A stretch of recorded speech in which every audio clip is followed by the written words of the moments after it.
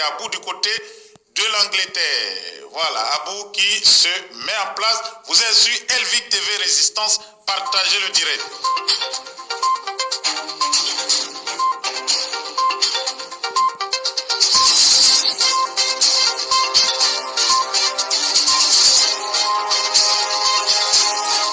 Elvic TV Résistance, la chaîne panafricaine des grands événements. Nous sommes en duplex de Londres avec Abou d'Angleterre. Bonsoir frère Abou, vous avez l'antenne, nous vous écoutons. Oui, bonsoir, très cher frère Isaac. Je suis tellement content de te revoir ce soir et j'oublie souvent de saluer l'Amazon, Madame Cissé, que je salue, je lui fais un coucou. Et tout comme on appelle ça, frère Isaac, faudrait que c'est que nos frères qui sont restés sur le continent africain doivent comprendre du problème de la diaspora. La sœur que vous voyez là, son histoire est très simple dans la diaspora. Dans la diaspora, il y a des gens, on va les recruter dans les centres de détention de l'immigration. Ils sont sur le point d'être rapatriés.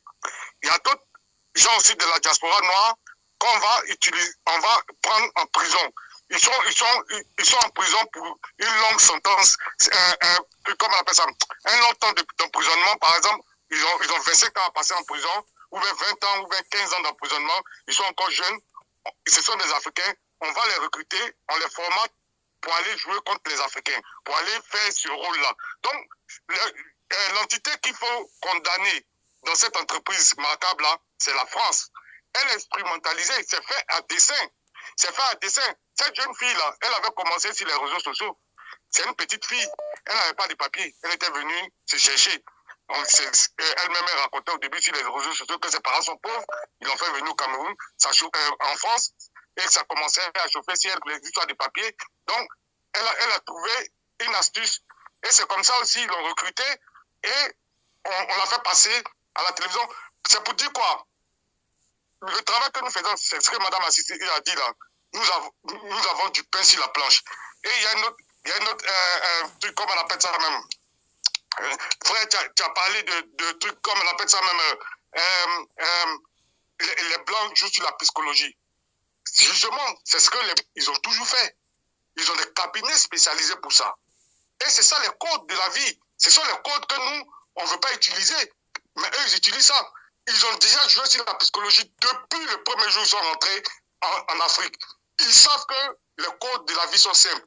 N'importe quelle famille, dans n'importe quelle entité, il y a toujours pour et contre.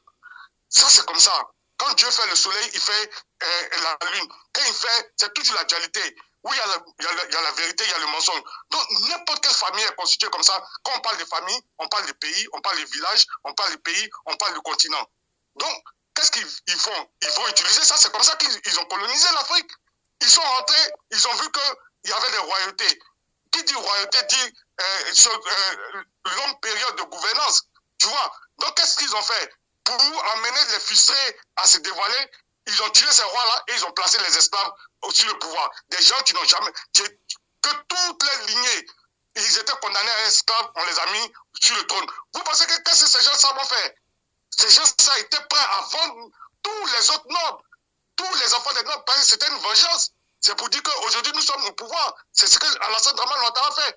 Et tout ça, c'est la psychologie qu'ils sont en train de faire. Donc, quand ils savent que maintenant, ils sont en train de reperdre la Côte et l'Afrique, eux tous, ils sont en train de faire comprendre aux Européens qu'une seconde colonisation de l'Afrique est imminente, est importante, afin que l'économie européenne puisse se relever. Donc, qu'est-ce qu'ils vont faire?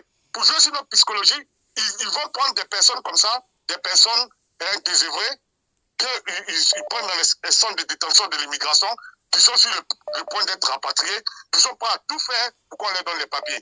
Alors, on les fait passer à la chaîne de télévision. Sinon, en France, nous tous, on est ici. Hein? Moi, ça fait plus de... Je suis dans ma 22e année ici en Angleterre, on ne m'a jamais fait passer en télévision. Il n'y a même pas une petite télévision où on m'a fait passer même.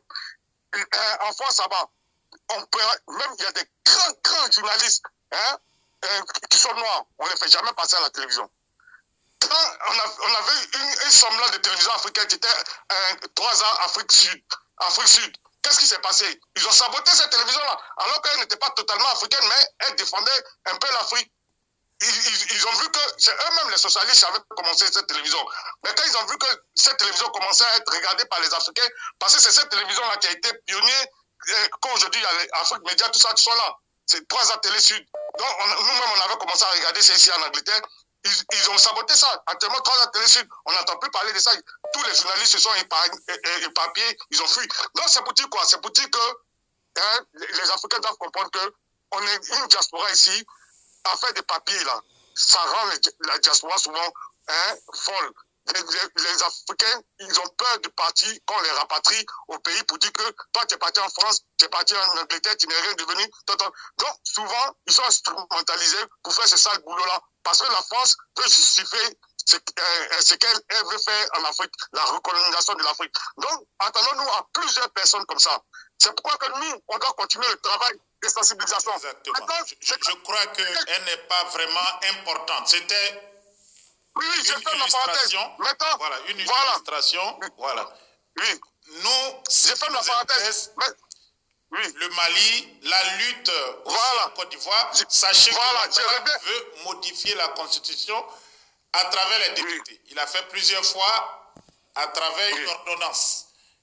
Bon, maintenant, il veut le faire en passant par les députés pour dire que c'est tout le peuple qui a voulu ces changements. Alors, il y a une session extraordinaire du Parlement et M. Ouattara vient, il pose le problème de la modification constitutionnelle. Nous avons voté cette constitution en 2016. Quand je dis nous, c'est les Ivoiriens, le référendum. Mais de 2016 à maintenant, quels sont les changements qui sont intervenus? Bon, on a voulu mettre le vice-président. Bon, maintenant, il n'est plus élu avec le président sur un ticket, il est choisi. Ça, c'est passé comme une lettre à la poste. Il y a eu beaucoup de modifications constitutionnelles, surtout à partir de 2019. Personne n'a parlé. Maintenant, il veut modifier le Conseil constitutionnel, il veut modifier la Constitution. L'opposition n'a rien eu de toutes leurs revendications. Donc, on s'achemine vers un boycott de l'élection de 2023 par l'opposition politique. Et lorsque le RDA aura toutes les mairies, ils vont falsifier les papiers, donner à des gens, souvent même des terroristes, qui ne méritent pas cela, qui vont mettre notre pays en danger. Donc, il y a des problèmes un peu sérieux. Okay, voilà. Donc, si on règle le Mali, on peut régler la Côte d'Ivoire. Oui. Voilà. Allez-y, frère. Oui. Qu'est-ce qu'on peut faire? Merci. Voilà. Maintenant, je vais reprendre la celle de la Côte d'Ivoire, mais j'ai fait bifurquer rapidement au Mali pour dire quoi au Mali? Pour dire aux Maliens que ce que Alassane et puis le Premier ministre malien ont fait.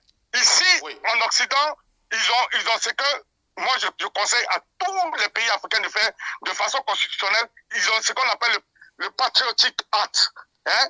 Patriotic Act, là, ça leur donne le droit d'attaquer ou bien de tuer n'importe quelle personne qui est en train de menacer l'intégrité de leur territoire ou bien, comme on appelle ça même, qui est en train de mener des actions qui pourraient créer la chienlit dans leur pays. C'est un truc qui est voté à l'Assemblée, donc c'est un droit légal. Par exemple, en France, ils ont le droit légalement, par rapport à cet article-là, qui leur dit que si eux, ils soupçonnent que tu es en lien avec les terroristes, qu'ils soupçonnent que, par exemple, tu poses une menace à l'intégrité nationale, ils ont le droit de te pourchasser partout sans qu'ils puissent se justifier à qui que ce soit. C'est ce que le Rwanda fait. C'est ce que Paul Kagame a fait avec beaucoup de ses opposants. Maintenant, qu'est-ce qu'on peut faire dans le cas de la Côte d'Ivoire? Draman Ouattara qui héberge tous les grands criminels, tous les anciens dictateurs qui ont été chassés du pouvoir. On a Blaise Compaoré qui est en Côte d'Ivoire. On a Boubou Cissé qui se balade entre la Côte d'Ivoire et le Niger. On a c'est la solution que je suis en train de donner. Keïta, le fils du président Keïta, voilà, qui est aussi à Abidjan avec les milliards volés aux forces armées maliennes. Qui était président de la commission militaire du Parlement. Oui, avec cette solution, avec cet article, l'article du Patriotic Act, là, ça donne le droit de poursuivre tous ceux, les traites. C'est pour dire que c'est un droit légal contre tous les traites de chaque pays. Aux États-Unis, c'est comme ça, le petit militaire qui a donné les renseignements à chose comme Wikileaks. Wikileaks, ils l'ont mis en prison pour ça. Et c'est à cause de ça, à cause de cet acte patriotique-là, qui est voté dans leur constitution, qu'ils étaient en train de poursuivre l'autre. Il y a un autre petit truc, comme on appelle ça, activiste, qui est parti se réfugier en Russie. Hein? Et il y a Julian Assange. C'est pourquoi ils sont en train de lui demander qu'on le rapatrie aux États-Unis. C'est à cause de ce patriotique acte-là, ils sont partis tuer Ben Laden au Pakistan. Si on vote ça dans nos assemblées, que ça fait partie de nos constitutions, tous les traites, même comme la petite fille là, hein, le Cameroun aura le droit de lancer un mandat d'arrêt contre elle. C'est-à-dire tous ceux qui font des discours qui concourent à diviser un pays africain, si on a ce même patriotique acte-là que les États-Unis, la France, l'Angleterre, l'Allemagne, ils ont dans leur constitution, on aura le droit légal de poursuivre tous ceux comme Alassane Dramane Ouattara qui a parlé contre le Mali, qui comme planifiait que le Mali soit détruit. Le Mali aura le droit, s'ils votent leur patriotique acte dans leur constitution, de le poursuivre dans toutes les juridictions. Et c'est ce qui se fait en Europe. Donc, on doit pouvoir copier ce qui est bon ici. Parce que l'idée des traites ici, ça a été réglé de façon juridique. Ici, là, si tu es un Anglais, que tu parles de la Russie, on a vu aux États-Unis même, ils ont fait impeachment à Donald Trump. Pourquoi? Parce que pour eux, dès que tu es politicien, si tu as affaire à la Russie, elle est ennemie jurée. Donc, on ne s'amuse pas avec ça. L'affaire des traitistes, mais c'est en Afrique seulement qu'on peut, une personne, par ses méfaits, peut mettre la vie de millions de personnes en danger sans que personne se meure. C'est pas possible. Alors que nous, en spiritualité, on dit il est mieux qu'une personne meure pour que la multitude puisse vivre. Donc, c'est pour régler le cas d'Alassane, il est mieux qu'Alassane seul meure pour que la multitude ivoirienne puisse vivre, la multitude africaine puisse vivre. Donc, quand Alassane Dramane Ouattara, maintenant je viens dans le problème de la Côte d'Ivoire, Alassane Dramane Ouattara veut voter la loi pour que son petit-fils devienne président. Parce que actuellement... Fait aussi le 4e mandat. Ouattara veut faire le 4e mandat. Le 2e mandat, selon lui, de la 3e République. Sa stratégie, c'est de créer ce qu'on appelle la diversion. Parce qu'actuellement, là, c'est chaud sur lui, avec les écoutes. Donc, il veut envoyer un nouveau problème pour que les politiciens s'y mettent pour distraire les militaires, alors que les militaires ne sont pas distraits. Alassane Dramane Ouattara est fini. Ça veut dire que c'est ce que nous on dit toujours en spiritualité. Quand Dieu veut t'enlever, là, il te rend fou. Donc, ce qu'Alassane est en train de faire là, pour vouloir voter une nouvelle loi là, c'est une bonne nouvelle pour nous. Il est en train d'accélérer son départ parce qu'il ne veut plus attendre 2025 pour qu'on rentre dans les élections, tout ça. Il veut commencer à créer la chénie. Les gens vont se dire qu'il veut changer encore la constitution, donc ça va donner un droit légal aux militaires de réagir.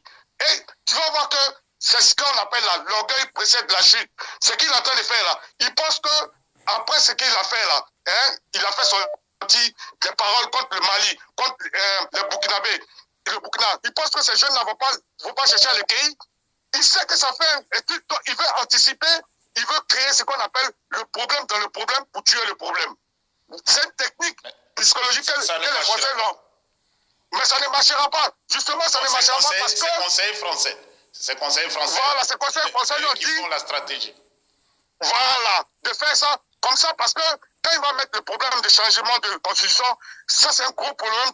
Tout le monde va commencer à murmurer, parler. Donc on est distrait, on va oublier l'autre buzz. Le buzz de tout. Tu vois, donc, on dit pour tuer le buzz, il faut emmener un autre plus gros buzz. C'est une stratégie de psychologues français, comme ce que l'intervenant a dit là. C'est la psychologie que les Français, l'arme fatale qu'ils utilisent toujours contre les Africains. Donc ils se sont dit quoi, comme Africains aiment buzz. Après les communications, téléphone, les écoutes, ça c'est un buzz. Mais pour tuer ce buzz-là, il faut envoyer un buzz de la Constitution. Parce que hier, Alassane a changé de Constitution. Il a décapité les gens. Tout de suite, là, Alassane voulait changer de Constitution. Mais c'est là l'erreur. Ça va l'enlever. Ça va le... Merci beaucoup, frère Abou. Je suis Elvic TV Résistance, la chaîne panafricaine d'information en continu. Nous allons faire un petit détour par l'Italie avec